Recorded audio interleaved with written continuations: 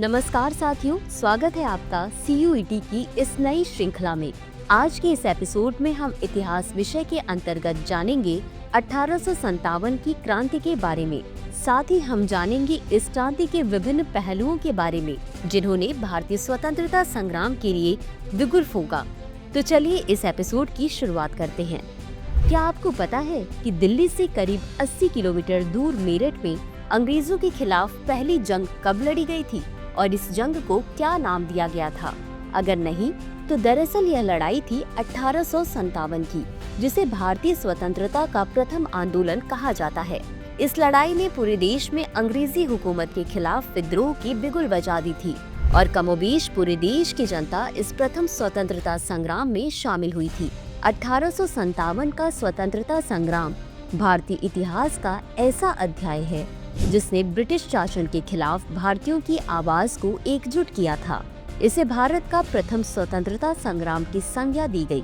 यह विद्रोह 10 मई 1857 को मेरठ में शुरू हुआ और जल्द ही देश भर में फैल गया। यह संग्राम न केवल सैनिकों का विद्रोह था, बल्कि समाज के हर वर्ग का ब्रिटिश शासन के खिलाफ एक संगठित आंदोलन था। आइए जानते हैं कि 1857 के विद्रोह की शुरुआत मेरठ से ही क्यों हुई थी। इस क्रांति की शुरुआत मेरठ में तब हुई जब भारतीय सैनिकों ने अंग्रेज अधिकारियों के अन्यायपूर्ण व्यवहार और धार्मिक आस्थाओं को ठेस पहुंचाने वाली नीतियों का विरोध किया।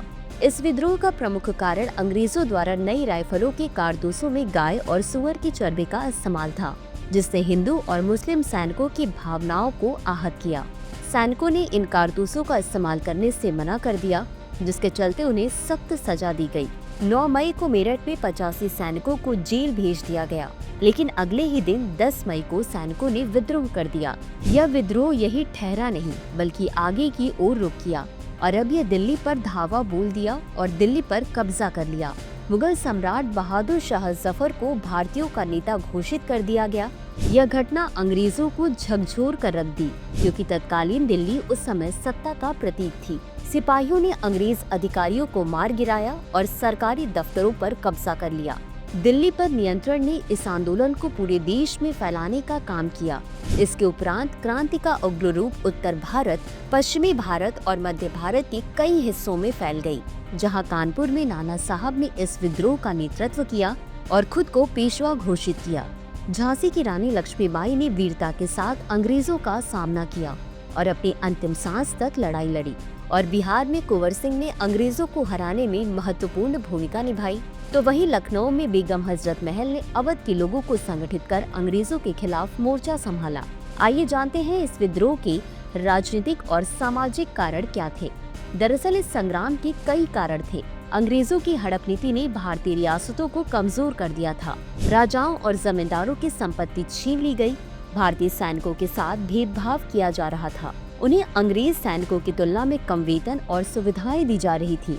इसके अलावा समाज में ब्रिटिश शासन की पश्चिमी नीतियों को लेकर आक्रोश था। तो वहीं 1857 के विद्रोह की सबसे खास बात थी हिंदू और मुस्लिम समुदायों की एकता। दोनों धर्मों के लोगों ने अंग्रेजों के खिलाफ मिलकर लड़ाई लड़ी। तात्या टोपे बरेली के खान बहादुर खान और बिजनौर के मोहम्मद खान जैसे नेता इस एकता का प्रतीक थे। इस विद्रोह को दबाने के लिए अंग्रेजों ने बर्बरता की हदें पार कर दी। गांव के गांव जला दिए गए। विद्रोहियों को तोप के सामने बांधकर उड़ा दिया गया। महिलाओं और बच्चों को भी नहीं बख्शा गया। लेकिन इस क्रूरता ने भारतीयों के बीच अंग्रेजों के प्रति गुस्से को और भड़का दिया। हालांकि अंग्रेज इस विद्रोह को कुचलने में कामयाब रहे, लेकिन यह संग्राम भारतीय स्वतंत्रता आंदोलन की नींव बन गया। ब्रिटिश शासन ने इस विद्रोह के बाद अपनी नीतियों में बदलाव किया। उन्होंने भारतीय समाज में फूट डालो और राज करो की नीति अपनाई। इस क्रांति को विनायक दामोदर सावरकर ने भारतीय स्वतंत्रता का प्रथम संग्राम कहा। उनकी पुस्तक the Indian war of independence ने इस विद्रोह की सच्चाई को सामने लाया। इस पुस्तक ने क्रांतिकारियों को प्रेरित किया और स्वतंत्रता संग्राम की भावना को जीवित रखा। इस विद्रोह ने देशवासियों को एकता और संघर्ष के महत्व सिखाया। ये संग्राम भले ही सफल न हो पाया हो, लेकिन इसने ब्रिटिश शासन की नींव को हिला दिया। 1857 का यह संग्राम केवल इतिहास का एक पन्ना नहीं, बल्कि भारतीयों की अदम्य इच्छा शक्ति और साहस का प्रतीक है। इस संग्राम ने दिखाया कि जब देश की जनता एकजुट हो जाती है तो कोई भी ताकत उसे गुलाम नहीं रख सकती। यह क्रांति आने वाली पीढ़ियों के लिए हमेशा प्रेरणा स्रोत बनी रहेगी। तो दोस्तों, आज के लिए बस इतना ही। नोट करते हैं आज का सवाल। वीडी सावरकर ने 1857 के विद्रोह को किस नाम से संबोधित किया? ए. सिपाही विद्रोह, बी. प्रथम स्वतंत्रता संग्राम, सी. किसान विद्रोह, डी. राष्ट्रीय आंदोलन। इस प्रश्न का उत्तर कमेंट बॉक्स में जरूर दें। आज के लिए बस इतना ही। मिलते हैं अगले एपिसोड में किसी नए टॉपिक के साथ। तब तक के लिए धन्यवाद।